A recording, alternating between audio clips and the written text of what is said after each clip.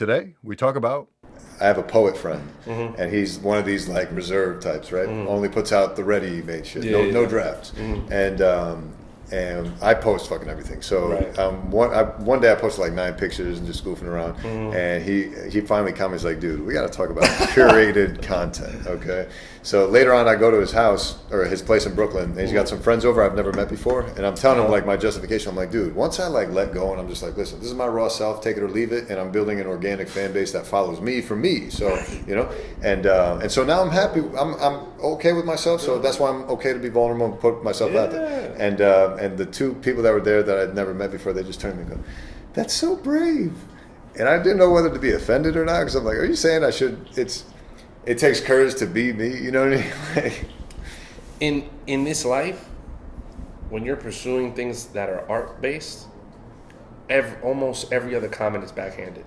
Every other compliment is backhanded. No, I'm sure they meant well by it, but it was hilarious in my head where I was like, "Holy shit, I could take this as an insult." You know? I know, but it's like it's not. Yeah, sure. What they said, but that's half the fun of it, because like, so my favorite is getting hilarious bad comments like, "Dude, you are fucking whatever." Just like, I love reading these, man. They always brighten my day, if you will. Hey, any press is good press. Yeah, exactly. They're commenting on you. And I remember, because you were saying like, "Yo, dude, this is admirable. You're putting out all your sets." So like usually the sets that have been out for a while, like my first set ever has like 5,000 views on it, 6,000 views, something like that. And then the ones that have been out for a while have like close to 1,000 views, if not already past it, and routinely I'll get like 200, 300, 500 views on these videos. But usually the day I'll post an open mic set, it'll get like 30 or 40 views. No big deal. One time I posted one and I had a really bad set. Like, just, I went left with it. I was having a bad day. I didn't really do any material. It was a bad room. I was just like, "Guys, what the fuck are we doing here?" You know? And I just started talking out my ass. No laughs, just nothing. Oh, shit. I post that one. Within 12 hours, the shit has 2.3 thousand views on it. I'm like, "What's going on? This is not even one of the good ones." Because people love negativity. Not only that, but I found out exactly why that negativity spread. It's because a friend of mine went out of his way to text me to be like, "Dude, your shit is on the front page of Reddit's cringe page." Like, this shit is bad. That's crazy. Yeah. But I loved it because, in the comments, people were roasting me, like challenging my personality, like, "Dude, you need help. You need to go see somebody. This is bad." And I'm just responding like, "Hey guys, yeah, you're right. I had a bad set." And then it was funny to see their reaction, like, "Oh shit, man, you're kind of taking this pretty well. It's kind of cool of you to, be okay with this." I was like, "Yeah, dude, it's not that serious." Yeah, it's not about that. But I like the connection aspect of it, the way you can connect with your fan base through this, and that's been the bigger fun part for me. Like, I have kids reaching out, telling them I'm inspiring them now to pursue comedy because they're seeing me go through the bullshit.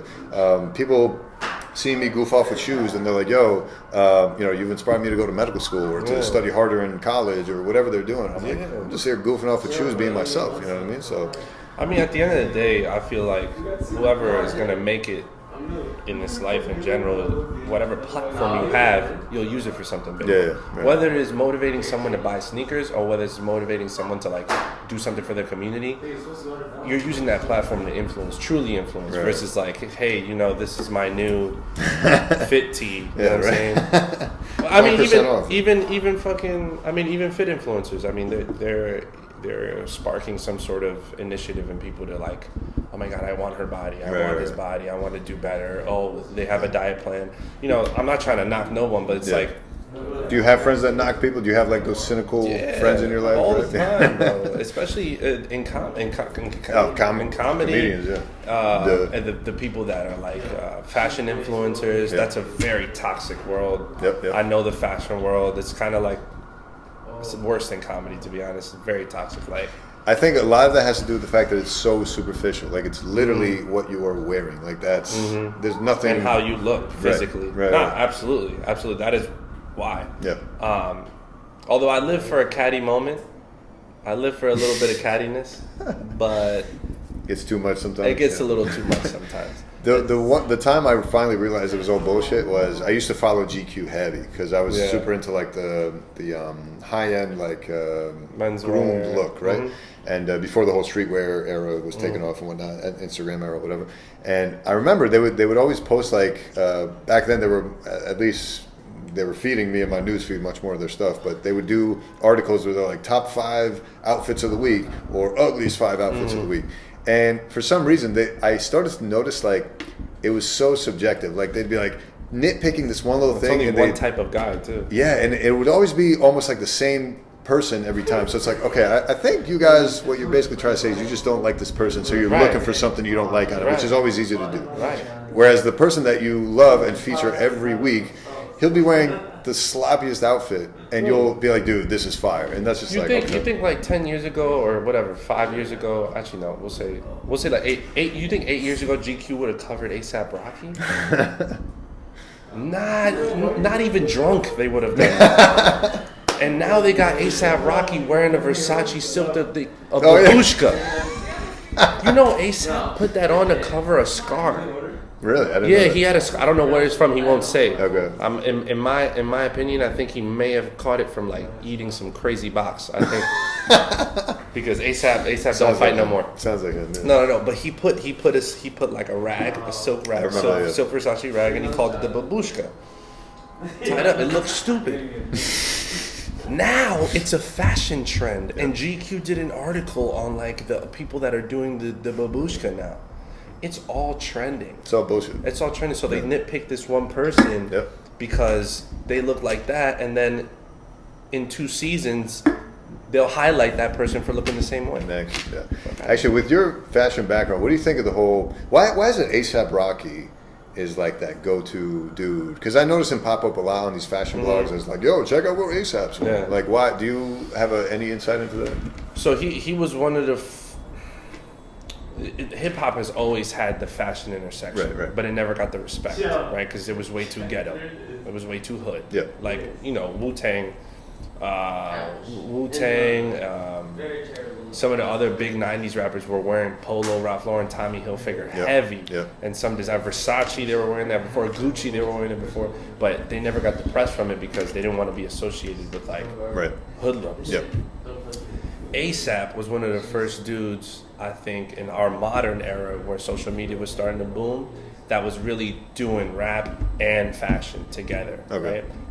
Paired with his I am me attitude, like fuck you, suck my dick, I don't care, I'm from Harlem, like I got this swag, I don't need everyone to like me, but you gonna love me for who I am type shit. People like that because now everyone's about being their most authentic self. But before, the person that was their most authentic self used to get clowned on all the time, you know what I mean? Now the nerd's in the spotlight, but before the nerd used to get punched in the face. That's you know right. What I'm saying? And now I love it though, because now we're not being mean anymore. We're being more like, no, this is what you provide to the world. And I think that's why ASAP Rocky started to do that. And then once he started to make money, he started to wear high-end luxury. Not just Gucci though. He was wearing like smaller designers. You know, Jeremy Scott took him and made him a poster child, and he was wearing the Adidas with the wings in the back. You know what I'm saying? Not my favorite line, but I get it. Me either. I get it. And he was wearing. He loved Raph Simmons, and then Raph loved him back.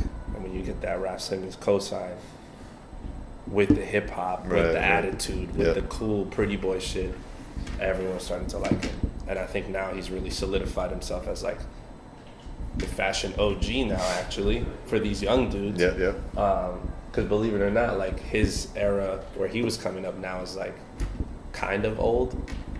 You know, when you're talking to like Gen Z kids or something. But yeah, and he kind of started it. Like he was wearing do-rags before they're like cool. I remember now. that era.